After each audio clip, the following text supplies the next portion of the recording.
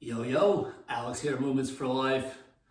Movement Morsels coming at you, number 10B. So this is the last of the superset format. It also is a body weight sequence. So just like the previous two, pack them up, take them with you, do them anywhere. Inside, outside, on vacation, or what have you. All right, so let's get into our warm-up. So we're gonna be starting with a standing hamstring stretch. And to do so, I'm gonna put my right foot forward, so it's a split stance. And I'm gonna put my hands on my hips just to illustrate that my pelvis is gonna be moving backwards and I'm tipping it forward at the same time. So as I shift my pelvis back, I'm actually sitting or shifting my weight into my back leg more, and that's gonna create a stretch in my front leg hamstring. All right, so it's not a brutally aggressive hammy stretch. There's a couple different ways that we can stretch the hamstrings. This is very top down, this is very hippie, as opposed to keeping my knee locked out, having the toe up and doing some kind of traditional seated hamstring stretches like many are familiar with. That being said, you can play around with this one a little bit if you like, and I'll face the camera so you can see my front foot. So I have my front foot, even though my right foot's in front, I have my foot in neutral, meaning it's facing directly in front of me. If I want to play around with the hamstrings a little bit, I can toe my front foot in, and that'll start to shift things a little bit more towards the outer hamstring or the bicep femoris. Or on the opposite side, I can go a little bit more of a toe out as I do this hip shift, and that'll start getting a little bit more into the medial hamstring group. All right, so play around. These feel really good. So from the side view, butt goes back. I'm tipping my pelvis forward, so I'm keeping a nice arch. I'm not getting into this rounded spine posture, all right? All right, let's switch sides. Got a lot to do today, so this is my standing hammy stretch. If I want, I can actually reach with my arms in front of me a little bit. That'll intensify things, but again, I'm still keeping my spine tall and long. I'm not getting into that poor posture or flexed upper back position, all right? To stretch the hamstrings effectively, I do need to have my pelvis tipped forward or in an anterior tilt. These feel good. All right, on ground core, this is a prone T rotation. So very rotary, very twisty, especially because I'm gonna keep my feet quiet. I'm not gonna roll onto my sides, wouldn't be wrong. This just gets into what I call a rolling side plank position, because here I'm in what looks like a side plank, right? So this is very frontal plane-y. So if I can stay in this quiet lower leg position, this is a little bit more rotary, so I'm going to create a little bit more counter rotation through my rib cage, and both are going to challenge the obliques, don't get me wrong, but it's just how you're getting there is going to be a little bit different. You know, a little more transverse plane versus frontal plane, even though that rolling side plank does require a twist. I do like to rotate my thumb back on this one, and I'm really pushing my down arm down. I'm looking to stack my shoulders, so I'm getting a nice pec stretch. Awesome maneuver right here. All right, go for 20, 10 each side.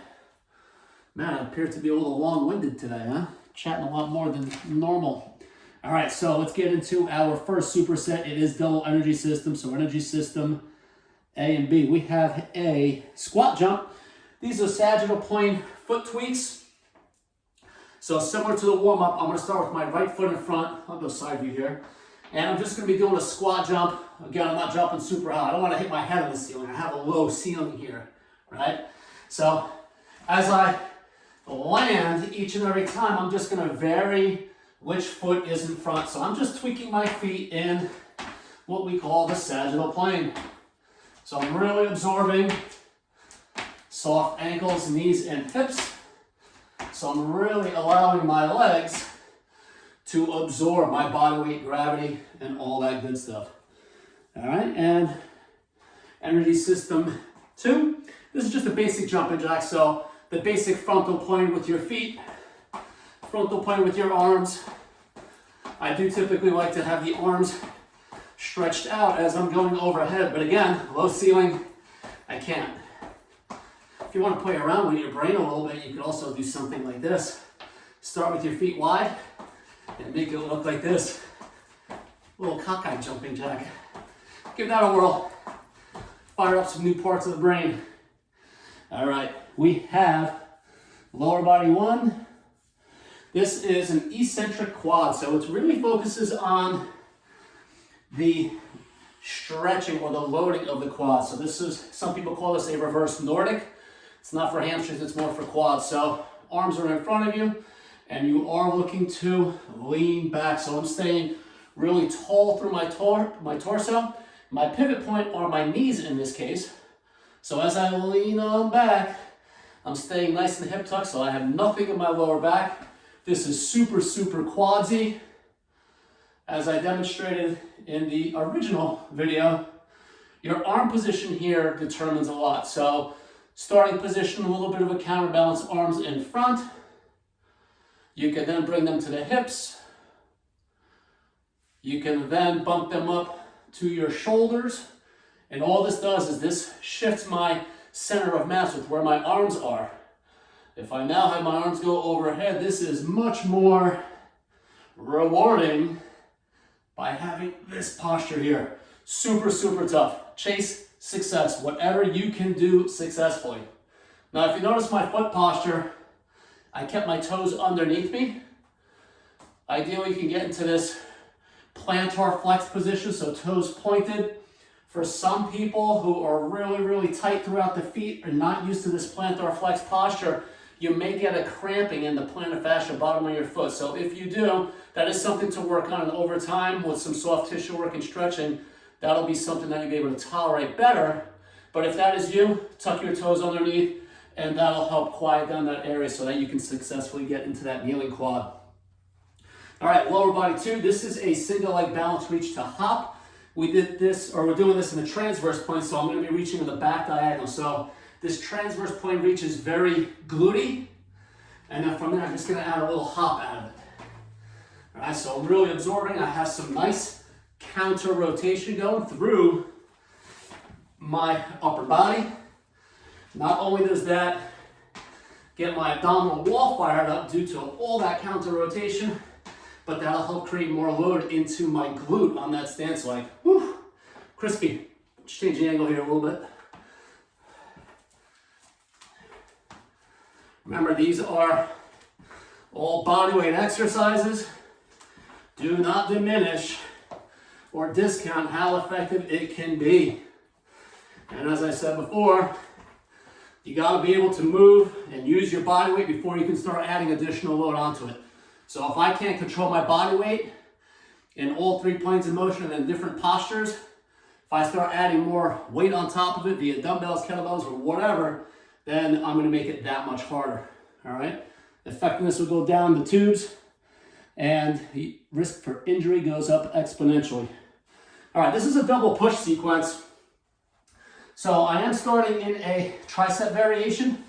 I call this a prone tricep get-up for obvious reasons. You'll see why in a second.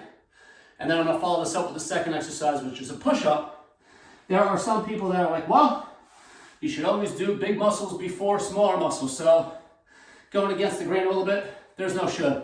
All right, there's nothing wrong with mixing up and doing smaller. It's gonna make the push-up harder, but it all comes down to who the individual is, what their goals are, what their needs are, and their abilities. All right, so yes, I will pre-fatigue the tricep before I get into a push-up position. So for your prone tricep get-up, this also doubles as a core exercise. So I'm in a nice dynamic plank.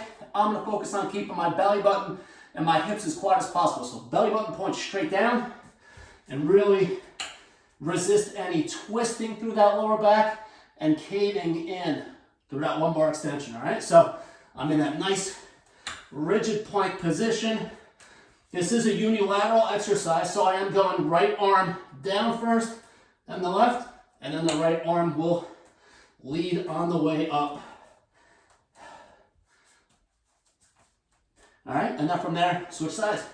So the left arm will lead. Super effective, very tricepy. This one as a tricep combination works really, really well. If you pre-fatigue the tricep, then go into that, it's a good time. All right, so now, triceps pre-fatigue, let's go now into my push-up, right? So this is a transverse plane, so I'm doing an open step with my hand as I drop down into my push-up. So what I want you to think about is allow your hip to shift and twist in the opposite direction as you get into that stepping posture. All right? Crank these out. This is an awesome one. Love this push-up. Love it. And now let's finish off with our core. We got some doozies here. All right, so we have a side plank with some single leg hip flexion. So all these side planks are significantly harder than the traditional plank because you're now in a new part of real estate in the body. You're on your lateral line here. So your obliques connecting shoulder to hip. For this particular variation, I'm gonna start with my feet double stacked. As always, elbow pushing down and also pull my shoulder away from my ear. So I have this long neck posture. I'm not in this squishy shoulder position. From here, very challenging. It's going to introduce some glute medius. As I start to lift that leg, I gotta keep that hip stable, rigid. I am connecting shoulder to hip, big time. Whoa, brutal, very tough. You will notice when you do this, that you do have one side that is stronger than the other. For me, this is my stronger side. So what you want to look for here is as the leg starts to move, does your hip drop?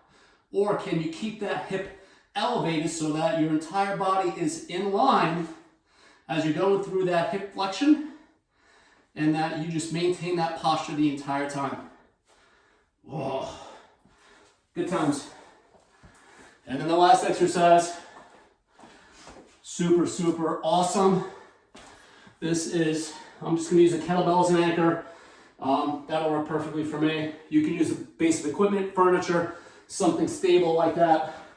So this is a fixed reverse crunch with an alternating leg reach. So I'm going to be starting in this reverse crunch and I'm going to be reaching and reaching one leg. So the longer the leg reach, the more challenging it's gonna be, and also the lower you reach, which for me is gonna be a little bit of a challenge because this isn't enough weight to anchor my upper body, but you get the idea. So I'm trying to really extend, reach one leg away, pull the other one in. The angle of your leg determines the challenge or the happiness level, all right? So the lower you go, the more aggressive it's gonna be, but really try to stay super extended, super long in challenging your abdominal wall. All right, so have fun with this. Again, this was 10B, last of the superset format. We'll see what I'm cooking up for the next round of exercises. I'll keep you in suspense until then. All right, have fun.